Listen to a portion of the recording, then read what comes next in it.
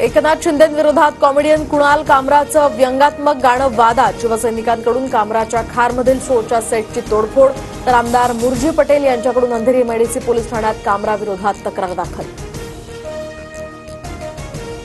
एकनाथ शिंदेंविरोधात बदनामी करत गाणं असेल तर सहन करणार नाही, मंत्री उदय सामंतांचा इशारा. तर कुणाल कामरानं माफी न मागितल्यास तोंडाला काळं फासणार, शिवसेना नेत्या शीतल म्हात्रेंकडून संताप व्यक्त.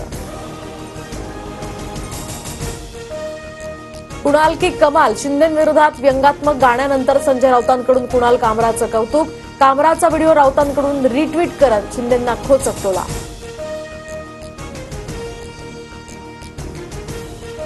द युनिकॉन्टिनेंटल हॉटेलमध्ये स्टँड अप कॉमेडी शोचे आता पार्ट बंद पाडले, तर कामराच्या प्रकरणानंतर स्टँड अप कॉमेडी शो बंद करण्याचा निर्णय.